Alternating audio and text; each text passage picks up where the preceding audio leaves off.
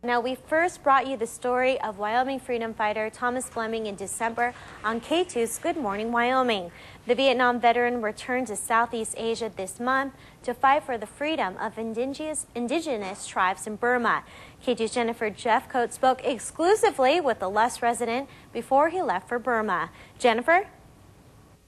Yes, thanks, Danielle. I wanted to wait until Mr. Bleming was safely in Burma before reporting on the story, just because I didn't want to do anything to jeopardize his safety.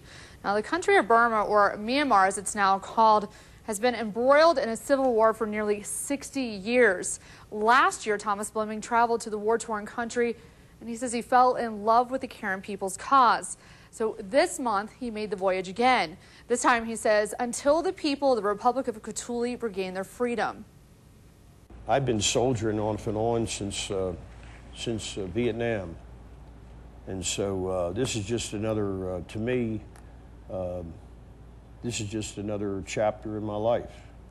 The chapter began this month when Wyoming resident Thomas Bleming took off to Southeast Asia to fight in a little-known but long-lasting war between the Myanmar military and the repressed Karen people. There'd be no freedom, and there could be no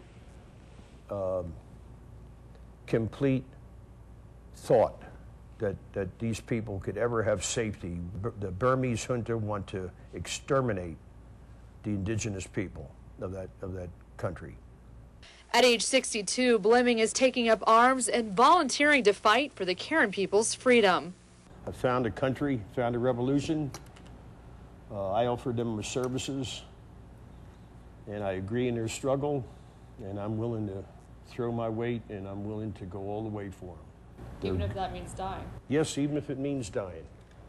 We're all going to go. You know, no one will ever remember a man dying in an oxygen tent. And so if I have to go, it'll go with a bang. I'd rather go out with a bang than a whimper. Last year at this time, Bleming made his first trip to Burma to snap pictures for a book he was working on. But once there, this Vietnam veteran knew he had found a revolution he believed in and was soon made a consulate general for the Republic of Kawthoolei. You know, I think I'm the only American Vietnam veteran doing this, but I do thank you. And I ask the people of Wyoming to say a prayer for the men. When you go to bed at night and you're comfortable, 9,500 miles from here in eastern Burma, people are fighting to be free. Now, the photos that you saw in this story were just sent to me by Thomas Bleming this week. He says he is safe, and right now he's just hoping with more international attention, this struggle will cease. And hopefully Bleming will be able to win that war out in Karen country. Now, he's also the author of a book called War in Karen Country.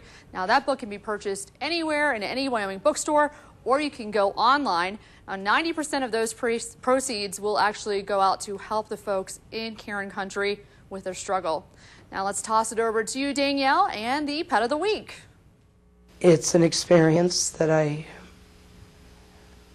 can't even describe what it feels like. Debbie Clark was at home sleeping Friday night when she was awakened by an officer at her door. He walked in and said there was a fatal car accident and your daughter didn't survive. It'll take a few months for that sentence to leave my brain. Hours after that sentence, Debbie would learn her daughter was in fact alive and that all the anguish she felt stemmed from a mistaken identity. I couldn't even begin to understand how it all happened. Sergeant Townsend of the Wyoming Highway Patrol says the victim did not have any identification. All authorities had to go on was the word of the driver. She told police that her passenger was Jennifer Jordan of Casper. And after doing some checking with the Casper DMV, they only found one Jennifer Jordan, leading them to believe they had the right person. You know, if you only have one listed in Casper, apparently the other Jennifer Jordan wasn't listed in Casper, then you can certainly get those two mixed up based on that information that you have.